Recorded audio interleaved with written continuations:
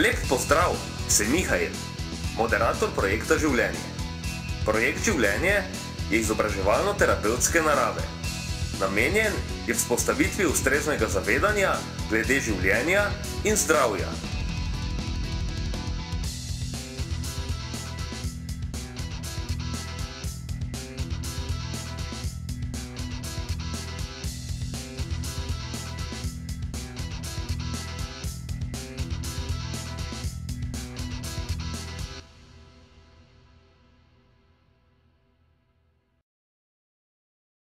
Prvo poglavje se imenuje Življenje in smrt.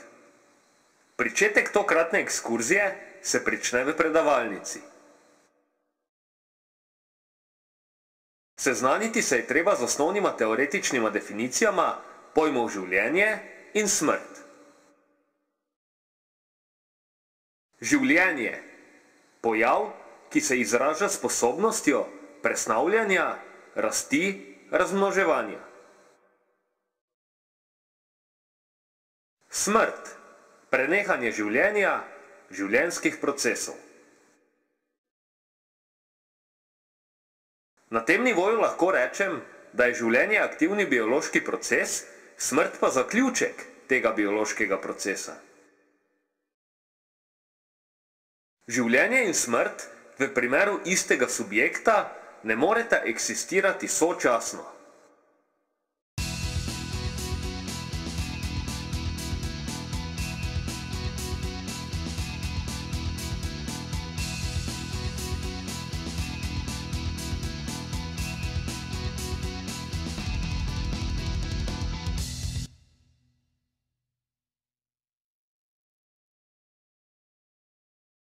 Drugo poglavje se imenuje Zdravje in bolezen. S pojmoma življenje in smrt sta tesno povezana tudi pojma zdravje in bolezen. Osnovni teoretični definiciji se glasita. Zdravje. Stanje duševnega in telesnega dobrega počutja, brez motenj v delovanju organizma. Bolezen. Motnja v delovanju organizma, katere posledica je pogojno smrt. Zdravje se torej navezuje na pojem življenje, bolezen se navezuje na pojem smrt.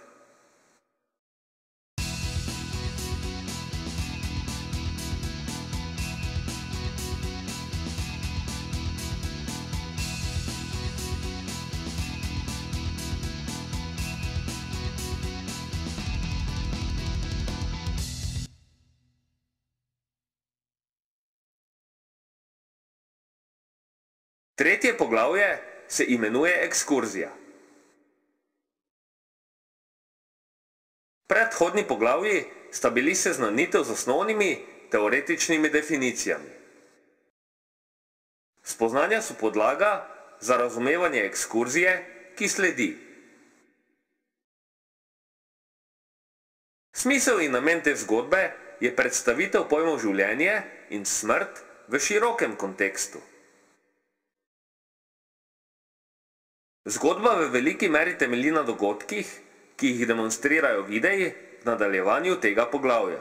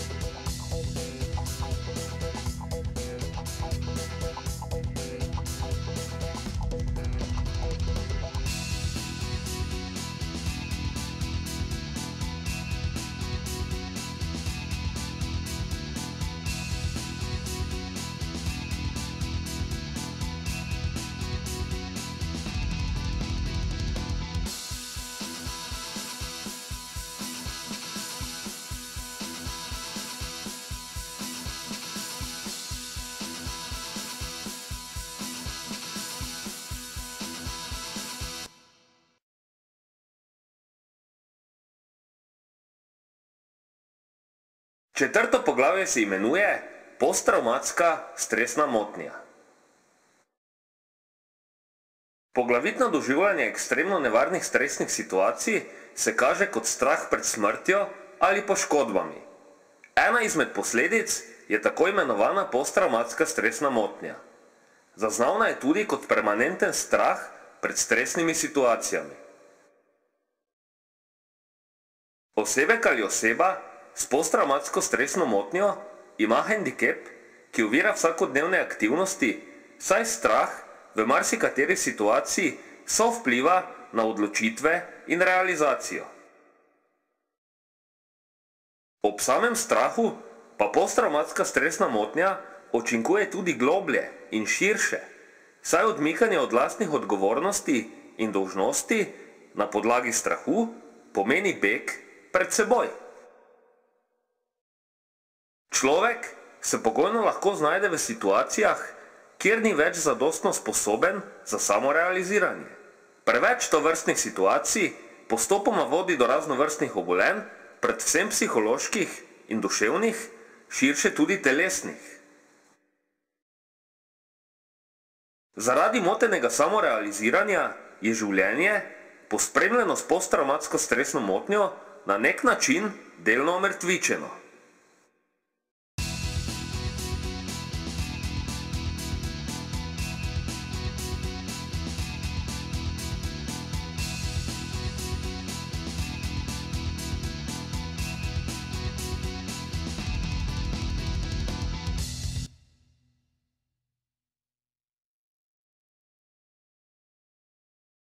Peto poglavje se imenuje samoseparacija.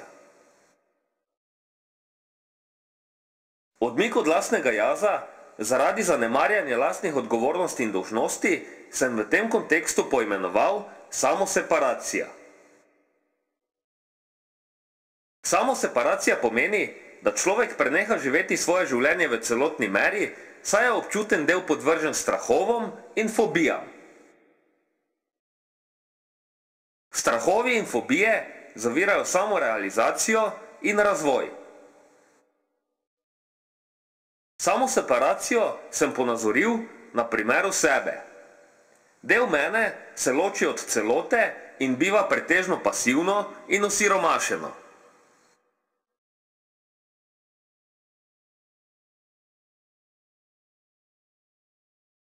Samoseparacija je temelj psihološkim, duševnim ter v širšem kontekstu telesnim boleznim.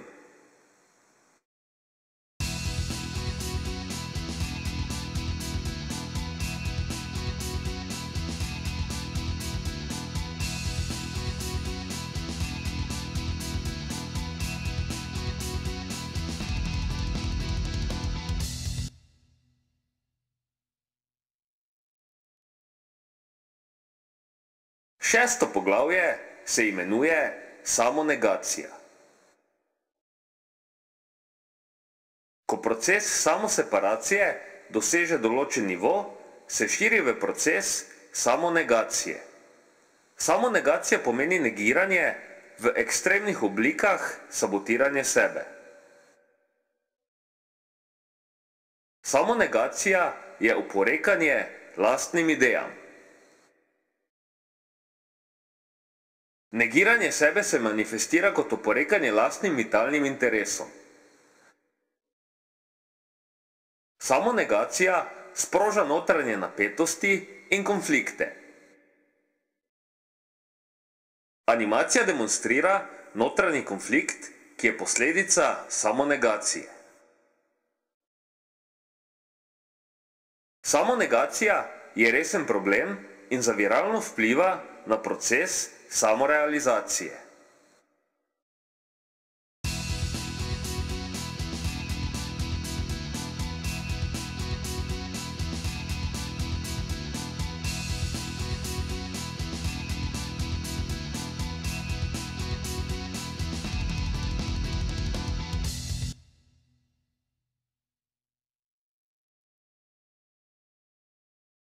Sedmo poglavje se imenuje samoprezir.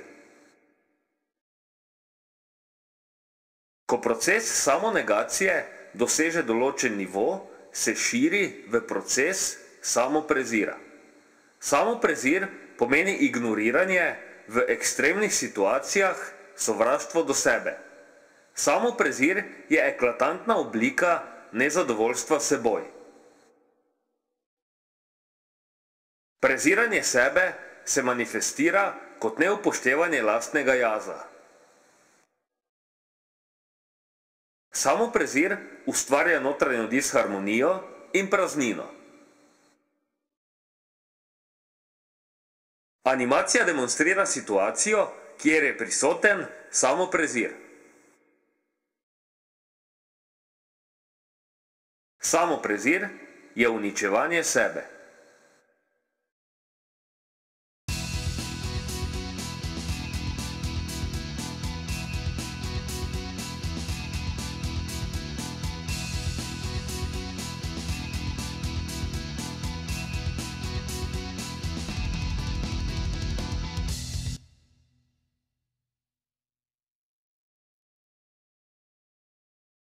Osmo poglavje se imenuje samomor. Ko proces samoprezira preraste v ekstremno obliko samosovraštva, se praviloma zgodi samomor. V tem kontekstu bom samomor definiral na dveh nivojih. Prvi nivo je psevdosamomor. Psevdosamomor se izvrši takrat, ko se človek v pretežni meri samovoljno odreče lastnemu jazu in se nekritično prepusti vodenju od zunaj. Fizična prisotnost ostane. Animacija prikazuje psevdosamomor. Človek samovoljno ni gospodar lastnega jaza. Drugi nivo je samomor. Samomor se izvrši takrat, ko si človek življenje prekine samovoljno. Animacija prikazuje samomor.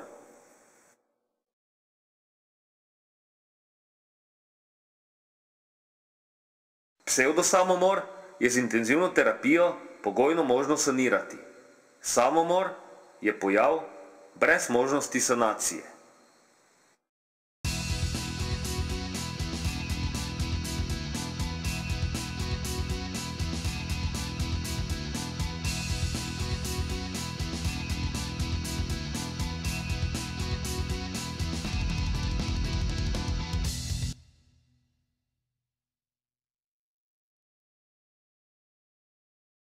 Deveto poglavje se imenuje revitalizacija.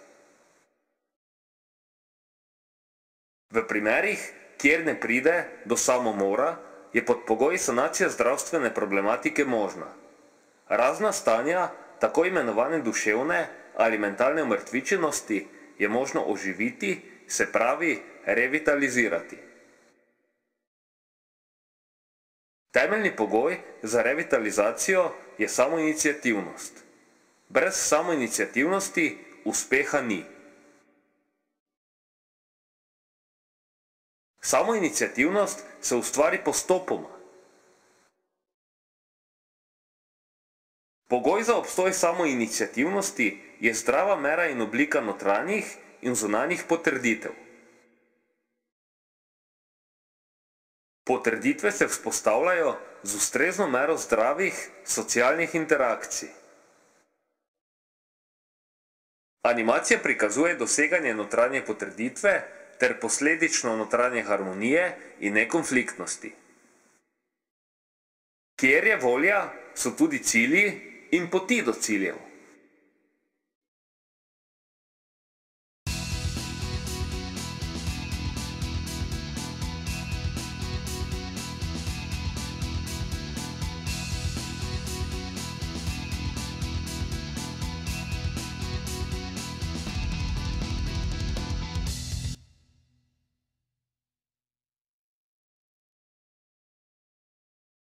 Deseto poglavje se imenuje samorealizacija.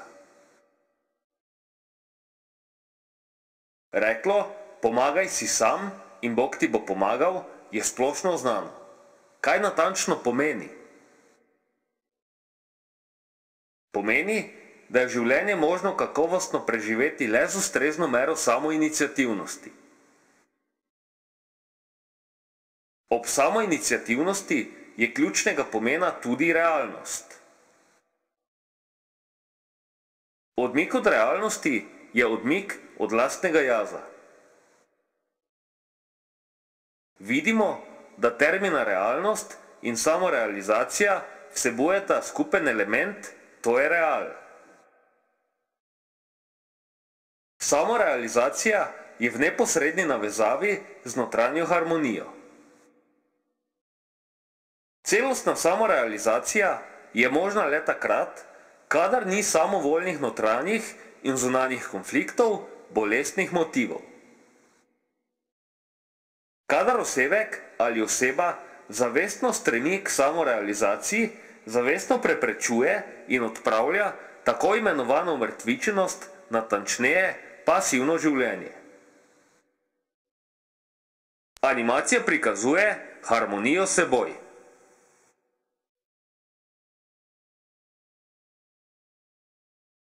S težnjo po samorealizaciji subjekt živi, ne zgolj životari.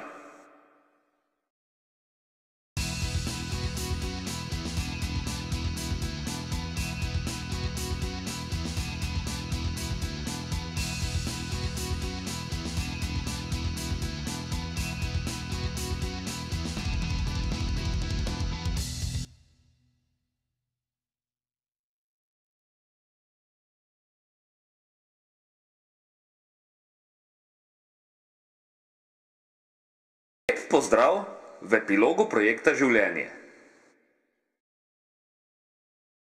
Srečno in radostno življenje ni samoumevnost.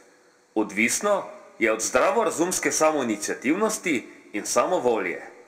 S težnjo po realnosti so možnosti za srečno in radostno življenje obstojne. Bistveno je dojeti, kdaj je prisotna omrtvičenost in psevdo-samomorilstvo. Prav tako se je zavestno treba odmakniti od zablode, ki se glasi: življenje je trpljenje. Trpljenje je le življenje v realnosti.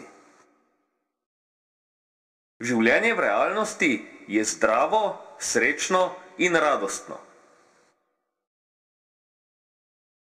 Življenje živi in ga pusti živeti. Nas videnje.